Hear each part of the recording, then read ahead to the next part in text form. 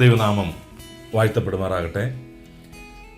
രൂത്തിന്റെ പുസ്തകം 1 അധ്യായത്തിന് 3 വാക്യത്തിലാണ് എലീമേലെക്കിന്റെ മേൽവിലാസം നമുക്ക് കാണുവാനായിട്ട് സാധിക്കുന്നത്. അവിടെ നാം ഇങ്ങനെയാണ് വായിക്കുന്നത്: എന്നാൽ നവോമിയുടെ ഭർത്താവായ എലീമേലേക്ക് മരിച്ചു. വാസ്തവത്തിൽ എലീമേലേക്ക് മരിച്ചു എന്ന് പറഞ്ഞാൽ അത് ധാരാളം മതിയാകുമായിരുന്നു. ഇവിടെ എഴുതിയിരിക്കുന്നത് നവോമിയുടെ ഭർത്താവായ എലീമേലേക്ക് എന്നാണ്. അങ്ങനെ തന്നെ വളരെ വ്യക്തമായിട്ട് പരിശുദ്ധാത്മാവ് രേഖപ്പെടുത്തിയിരിക്കുകയാണ്.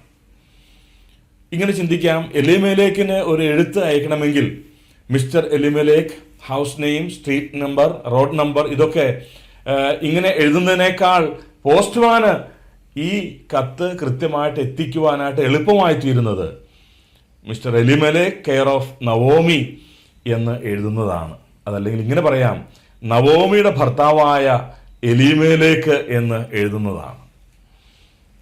ഇങ്ങനെ പറയുമ്പോൾ നമുക്കതിനെ ഇങ്ങനെ പറയേണ്ടി വരും: നവോമിക്കാണ് ആ വീട്ടിൽ സ്ഥാനവും അധികാരവും ഉണ്ടായിരുന്നത് എന്ന് ചിന്തിപ്പാനിടയാവും. ഓരോ തീരുമാനങ്ങളെയും പിന്നിൽ നവോമി ആയിരുന്നു ഉണ്ടായിരുന്നത്. എലീമേലേക്ക് തൻ്റെ അഭിപ്രായങ്ങൾ പറഞ്ഞു കാണുമെങ്കിലും അതൊന്നും വലിയ വിലപ്പോകാറില്ല. വളരെ ഉറച്ച സ്വരത്തിൽ നവോമി തൻ്റെ ന്യായങ്ങൾ നിരത്തിക്കഴിഞ്ഞാൽ പിന്നെ എലീമേലേക്കിന് അതിൻ്റെ മീതെ ഒന്നും പറയാനായിട്ടില്ല. ഇത്രയും നാം പറയുമ്പോൾ ന്യായമായ ഒരു ചോദ്യം നമ്മുടെ മനസ്സിൽ വരാവുന്നതാണ്. വേറെയും ഭാഗങ്ങളിൽ ഇത്തരം പ്രയോഗങ്ങൾ നാം കാണുന്നില്ലേ? ഉദാഹരണത്തിന് മത്തായി 1 അധ്യായത്തിന്റെ 16 വാക്യത്തിൽ മറിയയുടെ ഭർത്താവായ യോസേഫ് എന്ന് നാം വായിക്കുന്നുണ്ട്. അപ്പോൾ അത്തരം പ്രയോഗങ്ങൾ കാണുന്നിടത്തൊക്കെ ഭാര്യമാരാണ് അവിടെ കാര്യം നടത്തിയിരുന്നത് എന്ന് ചിന്തിക്കുന്നത് ശരിയാണോ? വളരെ ന്യായമായ ഒരു ചോദ്യമാണത്. നാം ഓരോ കുടുംബങ്ങളെയും നോക്കിയാൽ അവിടുത്തെ സാഹചര്യങ്ങളൊക്കെ വളരെ വ്യത്യസ്തമാണ് എന്ന് നമുക്ക് കാണാം. ചില കുടുംബങ്ങളിൽ ഭാര്യയ്ക്കാണ് കൂടുതൽ കഴിവുണ്ടായിരിക്കുന്നത്. ഇനിയും മറ്റു ചില കുടുംബങ്ങളിൽ ഭാര്യയ്ക്കാണ് കൂടുതൽ വരുമാനമുണ്ടായിരിക്കുന്നത്. എന്നാൽ ഇവിടെ ഇത്തരം നിസ്സാര കാര്യങ്ങളോ ഒന്നുമല്ല വ്യത്യാസങ്ങളായിട്ട് വരുന്നത്, അല്ലെങ്കിൽ അതല്ല ഇവിടുത്തെ വിഷയമായിരിക്കുന്നത്. മറിയ ഒന്നിൻ്റെയും നിഴലായിട്ട് നിൽക്കുന്നില്ല. അവൾ കേവലം ചരിത്രത്തിൻ്റെ ഒരു ഭാഗമായിട്ട് മാത്രം രേഖപ്പെടുത്തിയിരിക്കുന്ന ഒരു സ്ത്രീ എന്ന് മാത്രമേ ഉള്ളൂ. ലൂക്കോസ് 1:30 നാം അവളെക്കുറിച്ച് വായിക്കുന്നത് കൃപ ലഭിച്ചവളെന്നാണ്. വളരെ നന്നായി തന്നെയാണ് മറിയെക്കുറിച്ച് അവിടെ പറഞ്ഞിരിക്കുന്നത്. ഇനി മറ്റൊരു കുടുംബത്തെ നാം ശ്രദ്ധിച്ചാൽ ഉൽപ്പത്തി 16:2 അബ്രഹാം സാറായുടെ വാക്ക് അനുസരിച്ചു എന്ന് നാം വായിക്കുന്നുണ്ട്. ഈ കുടുംബത്തെ സാറായുടെ കുടുംബം എന്ന് വിളിക്കാമോ? നാം അങ്ങനെ ചിന്തിച്ചു പോകാനുള്ള സാധ്യത വളരെ കൂടുതലാണ്.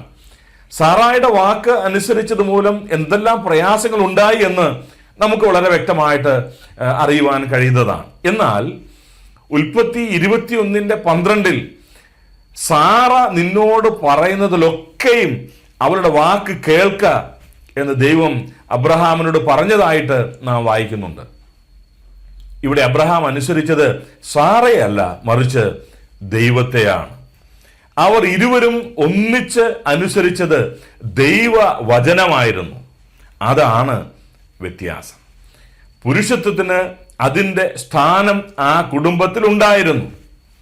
കുടുംബനാഥൻ എപ്പോഴും കുടുംബനാഥൻ തന്നെ ആണ്. തിരുവഴുത്തിൽ ദൈവിക സത്യങ്ങളെ അല്ലെങ്കിൽ പൊരുളുകളെ നിഴലുകളിൽ കൂടി ചിത്രീകരിച്ച് പഠിപ്പിക്കുന്ന ഒരു രീതി തുടർമാനമായി തന്നെ നാം കാണുന്നുണ്ട്. അങ്ങനെയുള്ള പൊരുളുകളിൽ ഒന്നിനെ ഒരു സ്ത്രീയിൽ കൂടി നിഴലായി വരച്ചു കാണിച്ചുകൊണ്ട് പൊരുളിലേക്ക് വെളിച്ചം വീശുന്ന ഒരു ഭാഗമാണ് രൂത്തിന്റെ പുസ്തകത്തിലെ ഈ ഭാഗം. നവോമി അല്ലെങ്കിൽ നവോമി എന്ന സ്ത്രീ നമ്മുടെ പറച്ചിലിനെ അല്ലെങ്കിൽ നാം ഭാവിക്കുന്നതിനെ, നാം പുറത്തു കാണിക്കുന്നതിനെ, അല്ലെങ്കിൽ നാം പ്രൊഫസ് ചെയ്യുന്നതിനെ, ഇവയൊക്കെയാണ് ഈ സ്ത്രീ കാണിക്കുന്നത്. ഈ പ്രസ്താവനയെ ഒന്നുകൂടെ വ്യക്തമാക്കേണ്ടത് ആവശ്യമാണ്. നാം ക്രിസ്ത്യാനികളാണെന്ന് പറയുന്നു, ക്രിസ്തുവിനെയാണ് നാം പിൻപറ്റുന്നത് എന്ന് നാം പറയുന്നു, ദൈവത്തിലാണ് നാം ആശ്രയിക്കുന്നത് എന്ന് അഭിമാനിക്കുന്നു. ദൈവവചനമാണ് വിശ്വസിക്കുന്നത് എന്ന് നാം ചിന്തിക്കുന്നു. ഒരുപക്ഷെ വായി കൊണ്ട് ഇങ്ങനെയൊന്നും പറഞ്ഞു നടക്കുന്നില്ലായിരിക്കാം.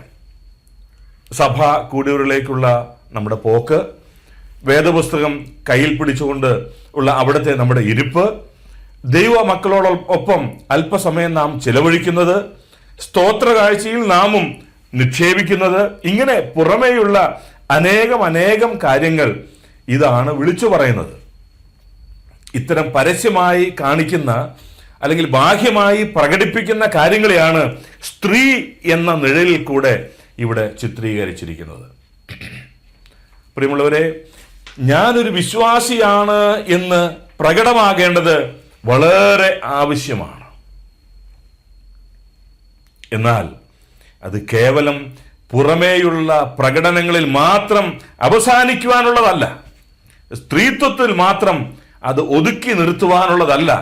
ജീവിത അനുഭവങ്ങളിലൂടെ അത് വാസ്തവമാണ് എന്ന് തെളിയിക്കേണ്ടത് വളരെ ആവശ്യമാണ്. അല്ലെങ്കിൽ അക്കാര്യങ്ങൾക്ക് ജീവനുണ്ട്, ജീവന്റെ തുടിപ്പുണ്ട് എന്ന് തെളിയേണ്ടത് വളരെ ആവശ്യമാണ്. ജീവന്റെ തുടിപ്പുണ്ട് എന്ന് കാണിക്കുന്ന കാര്യമാണ് ഒരു പുരുഷൻ എന്ന നിഴലിൽ കൂടെ വരച്ചു കാണിക്കുന്നത്. ഒരു വിശ്വാസിയിൽ കാണേണ്ടതായ ഈ രണ്ട് ഗുണങ്ങളെയും ഒന്നിച്ച് കോർത്തിണക്കി മനോഹരമായ നിലയിൽ ദൈവം ചിത്രീകരിച്ചിരിക്കുന്ന ഒരു ചിത്രമാണ് കുടുംബം എന്നുള്ള കാര്യത്തെക്കുറിച്ച് നാം ചിന്തിക്കുമ്പോൾ കാണുവാൻ കഴിയുന്നത്. ഒരു പുരുഷനിൽ കൂടെയും ഒരു സ്ത്രീയിൽ കൂടെയും അത് വളരെ വ്യക്തമായിട്ട് വരച്ചു കാണിച്ചിരിക്കുകയാണ്. Profession and the life in it. നമുക്ക് നമ്മോട് തന്നെ ഒന്ന് ചോദിക്കാം, എൻ്റെ ജീവിതത്തിൽ ഇത് രണ്ടും ഒന്നിച്ച് മുന്നോട്ട് പോകുവാൻ ഇടയാകുന്നുണ്ടോ? നാം ക്രിസ്ത്യാനി എന്ന് അഭിമാനിക്കുന്ന കാര്യത്തിൽ എന്തെങ്കിലും വാസ്തവമുണ്ടോ? എന്തെങ്കിലും ഒരു ജീവനുണ്ടോ? അതോ കേവലം പേര് മാത്രമേ ഉള്ളൂ? നമ്മെ തന്നെ നമുക്കൊന്ന് പരിശോധിക്കുവാനായിട്ട് ദൈവം നമ്മളെ സഹായിക്കട്ടെ.